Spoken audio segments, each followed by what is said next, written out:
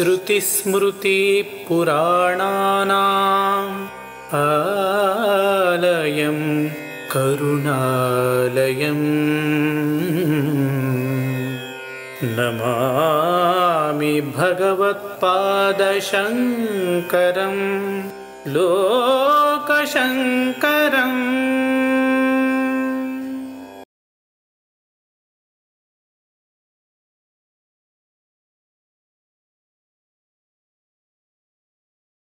श्रुतिस्मृतिपुराणानाम् आलयं करुणालयं नमामि भगवत्पादशङ्करं लोकशङ्करम्। विघ्नराज विशुद्धवाणी विशिष्ट विष्णु विशेष शंकर वायु जल गगन अनल अणु ओंकार ब्रह्मांड आदिमध्य अंतದ ವ್ಯಾಪ್ತಕ್ಕೆ ಸಚ್ಚಿತ್ ಆನಂದ ಆತ್ಮಜ್ಞಾನಕ್ಕೆ ರೂಪು ನೂರರ ಶುದ್ಧ ಚೈತನ್ಯಕ್ಕೆ ನಮೋ ನಮಃ. ಆತ್ಮೀಯ ಭಗವತ್ಪಾದರ ಚಿಂತನೆಗಳಲ್ಲಿ ಆಸಕ್ತಿಯನ್ನು ಹೊಂದಿರತಕ್ಕವರು ಯಾಜ್ಞವಲ್ಕ್ಯರು ಹಾಗೂ ಮೈತ್ರೇಯಿ ಇಬ್ಬರೂ ಮಾತನಾಡ್ತಾ ಇರತಕ್ಕಂತಹ ವಿಷಯವನ್ನು ಕುರಿತು ಭಗವತ್ಪಾದರು ಮಣಿಕರ್ಣಿಕಾ ಘಟ್ಟದಲ್ಲಿ ಕುಳಿತು ಉಪನ್ಯಾಸವನ್ನು ಕಾಶಿಯಲ್ಲಿ ನೀಡುತ್ತಾ ಇದ್ದಾರೆ.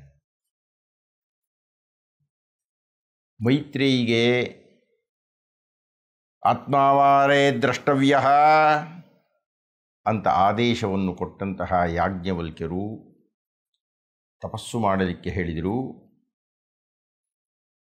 ಮೈತ್ರೇಯಿ ತಪಸ್ಸನ್ನು ಮಾಡಿದಳು. ಪ್ರಾರಂಭದ ಹಂತದಲ್ಲಿ ದೇವತೆಗಳೋ ದಾನವರೋ ಯಾರ್ಯಾರೋ ಬೇರೆ ಬೇರೆ ಆಕಾರಗಳೋ ಗತಜನ್ಮದ ಆಕಾರಗಳೋ ಸನ್ನಿವೇಶಗಳೋ ಕಂಡಿದ್ದು ಕೇಳಿದ್ದು ಕಾಣದ್ದು ಕೇಳಿರದ್ದು ಊಹಿಸಿರದ್ದು ಇಂಥ ಏನೇನೋ ಆಕೃತಿಗಳೆಲ್ಲ ಆಕೆಯ ಕಣ್ಣು ಮುಂದೆ ಕಾಣಿಸ್ತಾ ಇತ್ತು. ತಪಸ್ಸು ಬೆಳೆದಂತೆ ಅದೆಲ್ಲ ಹೋಗಿ ಕೇವಲ ಪ್ರಕಾಶ ಈಗ ಕಾಣಿಸಿತು. ಯಾಜ್ಞವಲ್ಕ್ಯರು ಹೇಳ್ತಾ ಇದ್ದಾರೆ, ಅಷ್ಟೇ ಅಲ್ಲ, ಪ್ರಕಾಶವಷ್ಟೇ ಆತ್ಮದರ್ಶನವಲ್ಲ. ನೀನು ಆ ಪ್ರಕಾಶವನ್ನು ಕೇಳು. ನಾನು ಸೂರ್ಯನನ್ನು ಹಾಗೆ ಕೇಳಿದ್ದೆ, ವ್ಯೂಹರಶ್ಮೀನ್ ಸಮೂಹ ತೇಜೋ ಎತ್ತೇ ರೂಪಂ ಕಲ್ಯಾಣತಮಂ ತತ್ತೇ ಪಶ್ಯಾಮಿ. ನಾನು ನೋಡಬೇಕಾಗಿರೋದು, ನಾನು ನೋಡ್ತಕ್ಕಂಥದ್ದು, ನಾನು ನೋಡುವುದು ಎಲ್ಲವೂ ನಿನ್ನ ಕಲ್ಯಾಣ ರೂಪ. ಈ ಭಯಂಕರವಾಗಿರತಕ್ಕಂಥ ಕಣ್ಣು ಕೋರೈಸ್ತಕ್ಕಂತಹ ಬರೀ ಸೂರ್ಯನ ಕಿರಣಗಳು ಅಲ್ಲಪ್ಪ ಅಂತ ನಾನು ಪ್ರಾರ್ಥನೆ ಮಾಡಿದ್ದೆ. ಆಮೇಲೆ ಸೂರ್ಯನ ಸ್ವರೂಪವನ್ನು ಕಂಡೆ. ಹಾಗೆ ನೀನು ಆತ್ಮದರ್ಶನವನ್ನು ಕುರಿತು ಪ್ರಯತ್ನ ಪಡ್ತಾ ಇರೋದರಿಂದ ಆಕಾರಗಳೆಲ್ಲ ಹೋಗಿವೆ. ಅದೆಲ್ಲ ನೀನು ಭೂತಕಾಲದಲ್ಲಿ ಕೇಳಿದಂತಹ ವರ್ಣನೆಗಳು ನಿನ್ನ ಕಣ್ಣು ಮುಂದೆ ಕುಣಿದದ್ದು ಇಷ್ಟು ದಿವಸಗಳು. ಅದನ್ನೆಲ್ಲ ಬಿಟ್ಟಿದ್ದೀಯೇ. ಹೀಗಾಗಿ ಈಗ ಕೇಳ್ತಾ ಇದ್ದೀಯೇ. ಗತಕಾಲದಲ್ಲಿ ನಾನು ಕೇಳಿರತಕ್ಕ ಓದಿರತಕ್ಕ ಯಾರ್ಯಾರೋ ಹೇಳಿರತಕ್ಕ ಅದನ್ನೆಲ್ಲ ಬಿಟ್ಟಿದ್ದೇನೆ ಮಹಾಸ್ವಾಮಿ. ನಿನ್ನ ದರ್ಶನವನ್ನು ನನಗೆ ಮಾಡಿಸು ಅಂತ ಆತ್ಮವನ್ನು ನೀನು ಕೇಳು ಅಂತ ಉಪದೇಶ ಕೊಟ್ಟಿದ್ದಾರೆ. ಹಾಗೆ ಮೈತ್ರೇಯಿ ತಪಸ್ಸನ್ನು ಮಾಡ್ತಾ ಇದ್ದಾಗ ಒಂದು ದಿವಸ ಕರೆದು ಹೇಳಿದರು, ನಿನಗೆ ಆತ್ಮದರ್ಶನವಾಗುವ ಕಾಲ ಸನ್ನಿಹಿತವಾಗಿದೆ. ಈಗ ನೀನು ಅರ್ಥ ಮಾಡಿಕೊಳ್ಳಬೇಕಾದಂಥ ಒಂದು 2-3 ಘಟ್ಟಗಳ ಒಂದು ಪಾಠವನ್ನು ಮಾಡಬೇಕು ನೀನು ಅನ್ನುವಲ್ಲಿಗೆ ನಾವು ನಮ್ಮ ಹಿಂದಿನ ಉಪನ್ಯಾಸವನ್ನು ನಿಲ್ಲಿಸಿದ್ವಿ. ಹಿಂದಿನ ಉಪನ್ಯಾಸವನ್ನು ಆರಂಭ ಮಾಡೋಣವೇ?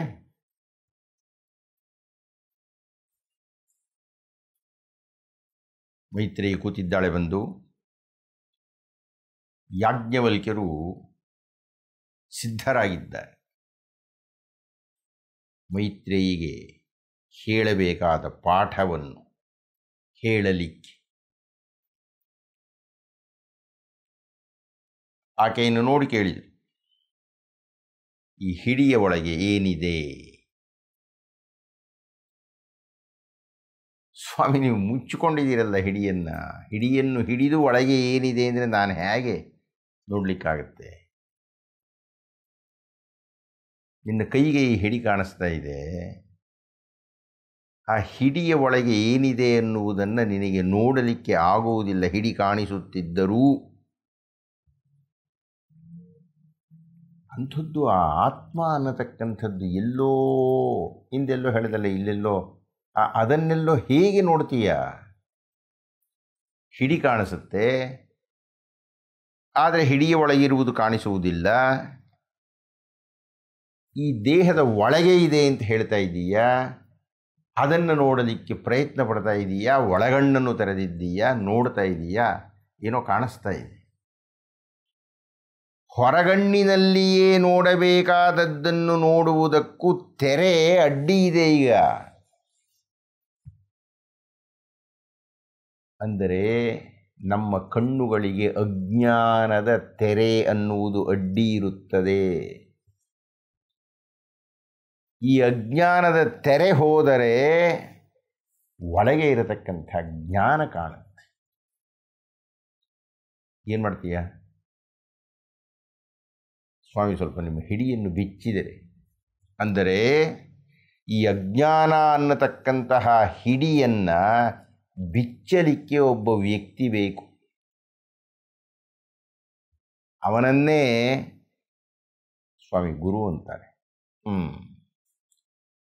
ಈಗ ನಾನು ಬಿಚ್ಚಿದೆ, ಏನು ಕಾಣಿಸ್ತು ನಿಮಗೆ? ಅಲ್ಲಿ ಒಂದು ಗುಲಗಂಜಿಯನ್ನು ಇಟ್ಟುಕೊಂಡಿದ್ದು. ಸ್ವಾಮಿ ಇದು ಗುಲಗಂಜಿ ನಾನು ನೋಡಿದ್ದೀನಿ. ನೀನು ನೋಡಿದೀಯ ಸರಿ, ಇದು ಪಾಠ ಅಂತ ಅರ್ಥ ಮಾಡಿಕೊ. ಇದಕ್ಕೆಲ್ಲ ಒಂದು ಕಾರಣ ಇದೆ. ಈ ಗುಲಗಂಜಿಯ ಬಣ್ಣ ಯಾವುದು? ಕೆಂಪು, ತುದಿಯಲ್ಲಿ ಕಪ್ಪು. ಈ ಕೆಂಪು ಬಣ್ಣದ ಗುಲಗಂಜಿ ಕಾಣುವ ಮುನ್ನ ಅಡ್ಡಿಯಾಗಿತ್ತು, ಆ ಅಡ್ಡಿಯನ್ನು ತೆಗೆದದ್ದಾಯಿತು. ಗುರು ಕೃಪೆಯಿಂದ ಅಜ್ಞಾನದ ಅಡ್ಡಿಯನ್ನು ತೆಗೆದರೆ ಸುಜ್ಞಾನದ ದರ್ಶನವಾಗುತ್ತದೆ ಅಲ್ವೇ? ಹೌದು ಸ್ವಾಮಿ, ಅದು ಪ್ರಧಾನವಲ್ಲ ಈಗ ನಾನು ಹೇಳ್ತಾ ಇರತಕ್ಕಂಥ ಪಾಠ. ನಿನಗೆ ಕಂಡ ಮೇಲೆ ಇದು ಯಾವ ಬಣ್ಣ ಅಂತ ಹೇಳಿದೆ? ಕೆಂಪು ಬಣ್ಣ ಸ್ವಾಮಿ. ಈ ಕೆಂಪು ಬಣ್ಣ ಅನ್ನುವುದು ನೀನು ಕಂಡ ನಂತರ ಅದು ಕೆಂಪಾಗಿತ್ತೋ ಮೊದಲಿಂದಲೂ ಕೆಂಪಾಗಿತ್ತು? ಬಹುಶಃ ಗುಲಗಂಜಿ ಹುಟ್ಟಿದಂದಿನಿಂದಲೂ ಅದು ಕೆಂಪೇ ಆಗಿತ್ತು ಅಂತ ಕಾಣುತ್ತೆ. ಸಂದೇಹ ಏನು? ಅದರ ಹುಟ್ಟೇ ಕೆಂಪು. ನಿನಗೆ ಕಂಡಿದ್ದು ಈಗ, ಆದರೆ ಅದರ ಹುಟ್ಟೇ ಕೆಂಪು. ಸರಿ ಸ್ವಾಮಿ, ಮತ್ತೊಂದು ಪ್ರಶ್ನೆ. ರಕ್ತದ ಬಣ್ಣ ಯಾವುದು? ರಕ್ತದ ಬಣ್ಣ ಕೆಂಪು ಸ್ವಾಮಿ. ಅದೆಲ್ಲಿದೆ? ದೇಹದ ಒಳಗೆ ಇದೆಯಲ್ಲ ಸ್ವಾಮಿ. ನಿನಗೆ ಹೇಗೆ ಗೊತ್ತಾಯಿತು? ಒಂದು ಸಲ ಆ ಈಳಿಗೆ ಮನೆಯಲ್ಲಿ ಏನೋ ಹೆಚ್ಚುತ್ತಾ ಇದ್ದೆ, ತಗುಲ್ತು, ಆವಾಗ ಅದು ರಕ್ತದ ಬಣ್ಣ ಕೆಂಪು ಅನ್ನುವುದು ಗೊತ್ತಾಗುವ ಮುನ್ನ ಚರ್ಮದ ಅಡ್ಡಿ ಇತ್ತು. ಆ ಚರ್ಮ ಭೇದನದಿಂದ ಒಳಗೆ ಇರತಕ್ಕಂಥ ರಕ್ತ ಗೊತ್ತಾಯಿತು. ಈ ಪ್ರಶ್ನೆಗೆ ಉತ್ತರ ಕೊಡು. ನೀನು ಮೊಟ್ಟ ಮೊದಲ ಬಾರಿ ರಕ್ತವನ್ನು ನೋಡಿದ್ದು ಯಾವಾಗ?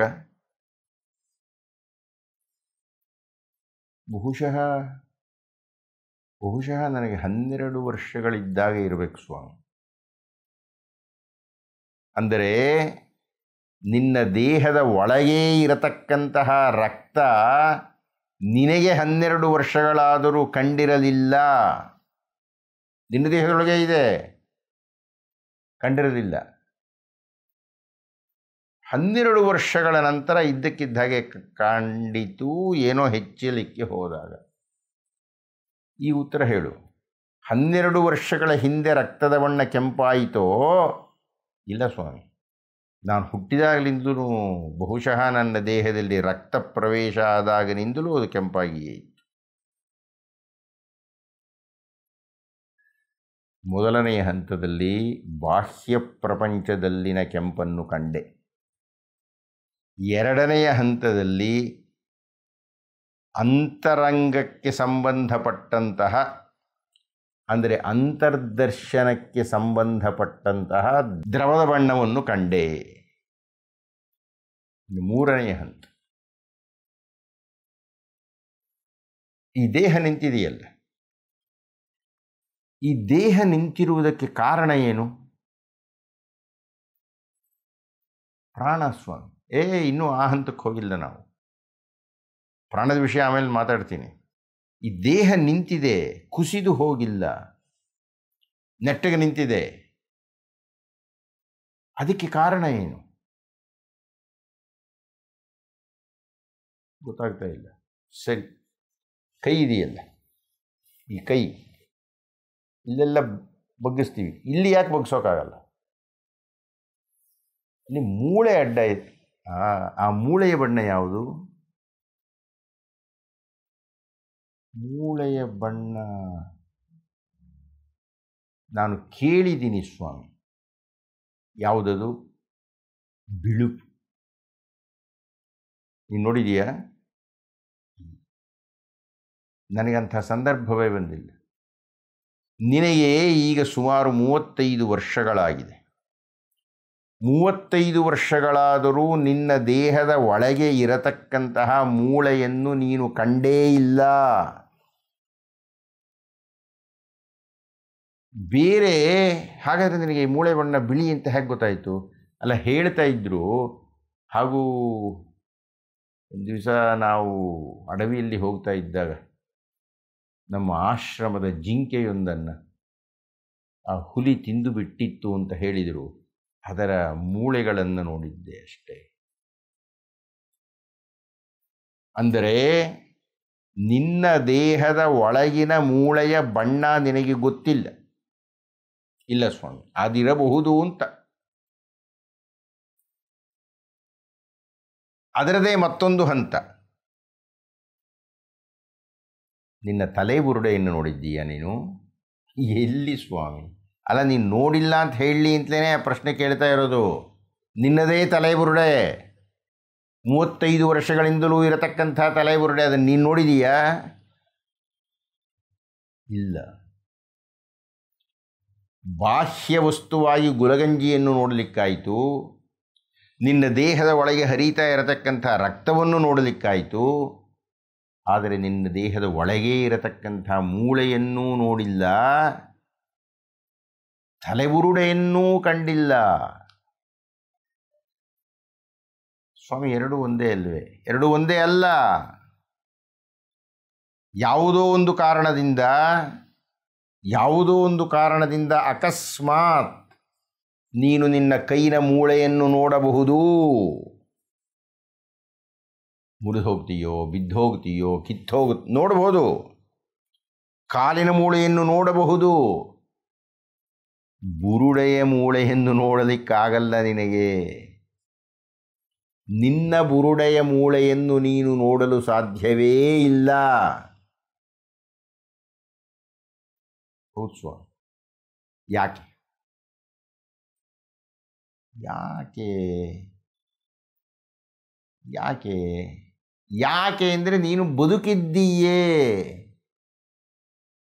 ಬೇರೆ ವ್ಯಕ್ತಿ ಸತ್ತಾಗ ಆ ಸತ್ತ ವ್ಯಕ್ತಿಯ ತಲೆಯ ಒಳಗಿನ ಬುರುಡೆಯನ್ನು ನೀನು ನೋಡಬಹುದೇನೋ, ಆದರೆ ನಿನ್ನ ಬುರುಡೆಯನ್ನು ನೋಡಲಿಕ್ಕಾಗಲ್ಲ. ಯಾಕೆ ಅಂದರೆ ನೀನು ಬದುಕಿದ್ದೀಯೇ. ನೀನು ಬದುಕಿರುವುದಕ್ಕೂ ನಿನ್ನ ಬುರುಡೆಯನ್ನು ನೋಡದೇ ಇರುವುದಕ್ಕೂ ಒಂದು ಪ್ರಧಾನವಾದ ಸಂಬಂಧ ಇದೆ. ಅರ್ಥವಾಯಿತೋ? ನನಗಿನ್ನೂ ಸ್ಪಷ್ಟವಾಗಲಿಲ್ಲ. ಸ್ಪಷ್ಟವಾಗಬೇಕು ಅದು. ಏಕೆ ಎಂದರೆ ನೀನು ಬದುಕಿರತಕ್ಕದ್ದು, ಗಮನ ಇಟ್ಟು ಕೇಳು, ನೀನು ಬದುಕಿರತಕ್ಕದ್ದಕ್ಕೂ ನಿನ್ನ ಬುರುಡೆಗೂ ಸಂಬಂಧವಿದೆ. ಅದೇನು ಅಂದರೆ, ಈಗ ಪ್ರಧಾನವಾದ ಪ್ರಶ್ನೆ, ಇಷ್ಟು ಹೊತ್ತು ನೀನು ಪ್ರಯತ್ನ ಪಡ್ತಾ ಇರತಕ್ಕಂಥದ್ದು, ಇಷ್ಟು ವರ್ಷಗಳು ನೀನು ದರ್ಶನ ಮಾಡಬೇಕು ಅಂತ ಇರತಕ್ಕದ್ದು, ನೀನು ತಪಸ್ಸನ್ನು ಮಾಡ್ತಾ ಇದ್ದೆ ಅಲ್ಲ. ಅದೇನೋ ಕಿರೀಟಗಳು ಕಾಣಿಸ್ತು, ಅದು ಯಾವುದೋ ವ್ಯಾಘ್ರ ಕಾಣಿಸ್ತು, ಅದು ಯಾವುದೋ 3 ಕಾಲಿನ ಪ್ರಾಣಿ ಕಾಣಿಸ್ತು, ಅದು ಯಾವುದೋ ಹೋಗ್ತಾ ಇದ್ದಾಗ ಬಾಲದಿಂದಲೇ ನಡೀತಕ್ಕಂಥ ಒಂದು ಪ್ರಾಣಿ ಕಾಣಿಸ್ತು, ಏನೇನೋ ವರ್ಣನೆ ಮಾಡ್ತಾ ಇದ್ದಲ್ಲ, ಅದೆಲ್ಲ ಎಲ್ಲಿ ಕಾಣಿಸ್ತು ಅಂತ ಇದ್ದೀಯಾ? ಇಲ್ಲೇ ಸ್ವಾಮಿ ಅಲ್ವೇ? ಕಣ್ಣು ಮುಚ್ಚಿಕೊಂಡೆ, ಮುಚ್ಚಿದ ಕಣ್ಣಿನ ಹಿಂದೆ ನೋಡ್ತಾ ಇದ್ದೆ, ಅದು ಇಲ್ಲೇ ಕಂಡಿರಬೇಕು. ಅಲ್ಲೇ ಕಂಡಿದೆ ಎಂದರೆ ಅಲ್ಲಿಯೇ ಏನೋ ವಿಶೇಷವಾದದ್ದು ಇರಬೇಕು. ಮನಸ್ಸೋ ಅಲ್ಲ. ಮನಸ್ಸು ನೆನಪುಗಳ ಮೊತ್ತ.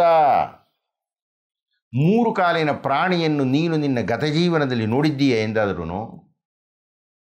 ಅಥವಾ 2 ತಲೆಗಳ ಮನುಷ್ಯನನ್ನು ಕಂಡಿದ್ದೀಯಾ ನೀನು? ಅಥವಾ ಬಾಲದ ಮೇಲೆಯೇ ನಡ್ಕೊಂಡು ಹೋಗ್ತಕ್ಕಂಥ ಸಾಧ್ಯನೇ ಇಲ್ಲ, ಕಂಡಿದ್ದೀಯಾ?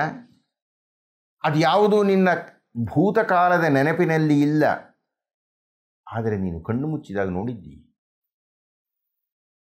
ಅಂದರೆ ಅದು ನೆನಪಲ್ಲ, ನೆನಪಿನ ಶೇಖರಣೆ ಅಲ್ಲ, ಮತ್ತಿನ್ನೇನೋ ಅದು.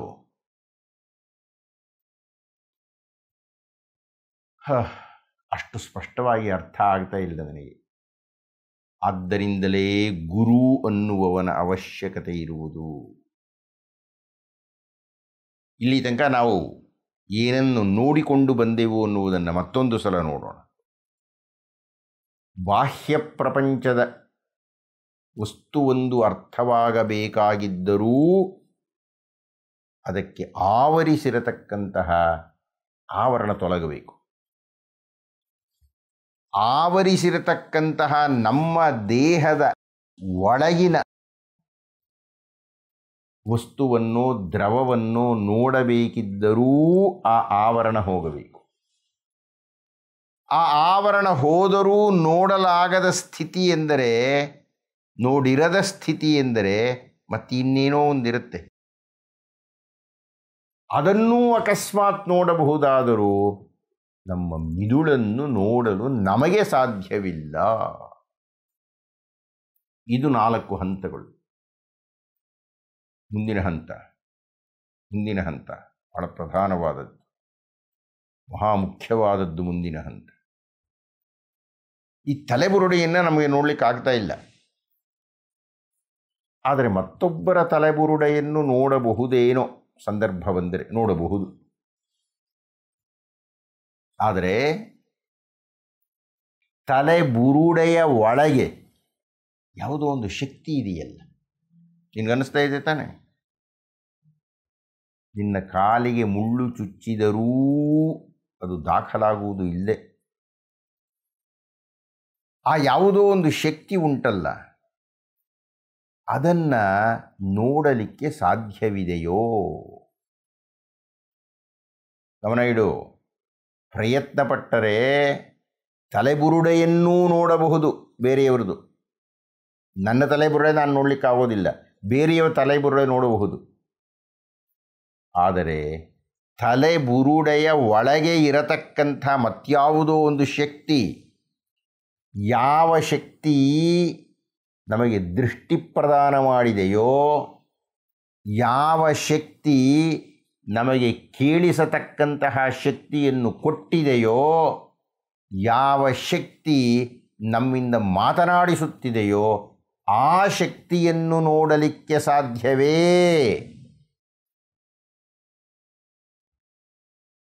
ಇಲ್ಲ ಸ್ವಾಮಿ. ಅಂದರೆ ಪ್ರಯತ್ನಪಟ್ಟರೂ ಈ ಕಣ್ಣಿಗೆ ಕಾಣಿಸದ ಆ ಒಂದು ಶಕ್ತಿ, ಅದೇ ಆತ್ಮಶಕ್ತಿ. ಆ ಆತ್ಮಶಕ್ತಿಯನ್ನು ನೋಡಲಿಕ್ಕೇ ನೀನು ತಪಸ್ಸು ಮಾಡುತ್ತಿದ್ದೀಯ. ಇನ್ನೇನು ಆ ಆತ್ಮದರ್ಶನವಾಗುವ ಹಂತಕ್ಕೆ ಬಂದಿದೆ, ಬರ್ತಾ ಇದೆ. ಈಗ ನೀನು ಅರ್ಥ ಮಾಡಿಕೊಳ್ಳಬೇಕಾದ ಒಂದು ಸತ್ಯ ಸಂಗತಿ ಎಂದರೆ, ಮತ್ತೆ ಈ ಪ್ರಶ್ನೆಯನ್ನು ಕೇಳ್ತೀನಿ, ಉತ್ತರ ಹೇಳ್ತಾ ಹೋಗು.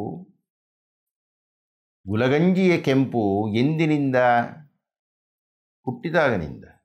ಎಂದಿನಿಂದ? ಮೊದಲಿನಿಂದ. ರಕ್ತದ ಕೆಂಪು ಎಂದಿನಿಂದ? ಮೊದಲಿನಿಂದ. ಮೂಳೆಯ ಬಿಳುಪು ಎಂದಿನಿಂದ? ಮೊದಲಿನಿಂದ. ಅಂದರೆ ನಾನು ಕಂಡ ಮೇಲೆ ಅದು ಬಣ್ಣ ಬಂದದ್ದು ಅಲ್ಲ, ಅದು ಮೊದಲಿನಿಂದಲೂ ಹಾಗೆಯೇ ಇತ್ತು. ನನಗೆ ಈಗ ಕಂಡಿತು. ಮೊದಲಿನಿಂದಲೂ ಇದ್ದ ಸ್ಥಿತಿ ನನ್ನ ಕಣ್ಣಿಗೆ ಕಂಡಿಲ್ಲ. ನಿನಗೆ ಕಂಡಿಲ್ಲ ಆತ್ಮ ಏನು ಅಂತ, ಆತ್ಮಸ್ಥಿತಿ ಏನು ಅಂತ ನಿನಗೆ ಗೊತ್ತಿಲ್ಲ. ಹೀಗಾಗಿ ಆತ್ಮ ಹೇಗಿದೆ ಅನ್ನುವುದು ಮೊದಲನೆಯ ಹಂತದಲ್ಲಿ ಗೊತ್ತಿಲ್ಲ. ಹಾಗೆ ಇರತಕ್ಕಂತಹ ಆತ್ಮ ಯಾವಾಗಿನಿಂದ ಹಾಗೆ ಆಗಿದೆ? ನಾನು ಕಂಡ ಮೇಲೆ ಆಯಿತೋ? ಇಲ್ಲ ಸ್ವಾಮಿ, ಇದು ಮೊದಲಿನಿಂದಲೂ ಆತ್ಮವಾಗಿ ಇತ್ತು. ಅದು ಈ ಹಂತದ ಉತ್ತರ ಇಲ್ಲ, ಅದನ್ನೂ ಮೀರಿದ ಮತ್ತೊಂದು ಉತ್ತರ ಉಂಟು. ಆದ್ದರಿಂದ ನೀನೇನು ಮಾಡಬೇಕು? ಅವನು ತಪಸ್ಸು ಮಾಡಬೇಕು. ಸ್ವಾಮಿ, ಏನನ್ನು ಕಲಿತುಕೊಂಡೆ ಈಗ ನೀನು? ನಾನು ಈ ದಿವಸ ಅರ್ಥ ಮಾಡಿಕೊಂಡಿದ್ದು ಬಹುಶಃ ಇದನ್ನು ನನ್ನಿಂದ ನೀವು ಉತ್ತರವಾಗಿ ನಿರೀಕ್ಷಿಸ್ತಾ ಇದ್ದೀರಿ ಅಂತ ಕಾಣುತ್ತೆ. ಆ ಆತ್ಮ ಅನ್ನತಕ್ಕಂಥದ್ದು ನನ್ನೊಳಗೇ ಇದ್ದರೂ ನನಗೆ ಇಲ್ಲಿಯ ತನಕ ನೋಡಲಿಕ್ಕೆ ಸಾಧ್ಯ ಆಗಿಲ್ಲ. ಹಾಗೆ ಆ ಆತ್ಮವನ್ನು ನೋಡುವುದಕ್ಕೆ ಗುರುವಿನ ಅನುಗ್ರಹ ಬೇಕು. ತಮ್ಮಂತಹ ಗುರುಗಳ ಮಾರ್ಗದರ್ಶನದಲ್ಲಿ ನಾನು ಆತ್ಮದರ್ಶನವನ್ನು ಮಾಡಲಿದ್ದೇನೆ. ಮತ್ತು ಆ ಆತ್ಮದರ್ಶನ ಏನು ಮಾಡುತ್ತೇನೋ ಆ ಆತ್ಮ ನಾನು ಕಂಡ ಮೇಲೆ ಕಂಡದ್ದಲ್ಲ, ನಾನು ಕಂಡು ಅರ್ಥ ಮಾಡಿಕೊಂಡ ಮೇಲೆ ಅರ್ಥವಾಗುವುದು ಅಲ್ಲ, ಅದು ಮೊದಲಿನಿಂದಲೂ ಹಾಗೆಯೇ ಇತ್ತು. ಅದೇನಾ ಸ್ವಾಮಿ ನಾನು ತಿಳ್ಕೋಬೇಕು ಅಂತ ತಾವು ಇಷ್ಟಪಟ್ಟಿದ್ದು? ಬುದ್ಧಿವಂತ ಇದ್ದೀಯೇ, ಆದರೆ ಸ್ವಲ್ಪ ನಿಧಾನ ಆಗ್ತಾ ಇದೆ. ನಾಳೆ ಬೆಳಿಗ್ಗೆ ಸೂರ್ಯೋದಯದಲ್ಲಿ ನಿನಗೆ ಸೂರ್ಯನ ಉದಯವಾಗುತ್ತಿದ್ದಂತೆಯೇ ಆತ್ಮದರ್ಶನವಾಗುತ್ತದೆ. ಮೈತ್ರಿ ಪುಲಕಿತಳಾಗಿಬಿಟ್ರು. ಸ್ವಾಮಿ ನಿಮಗೆ ಹೇಗೆ ಗೊತ್ತು? ಅದು ಉತ್ತರ ಹೇಳಕೂಡದಾದ ಪ್ರಶ್ನೆ. ಅದು ನನಗೆ ಗೊತ್ತು, ಬಹುಶಃ ನಿನಗೂ ಗೊತ್ತಾಗಬಹುದು ಮುಂದೊಮ್ಮೆ.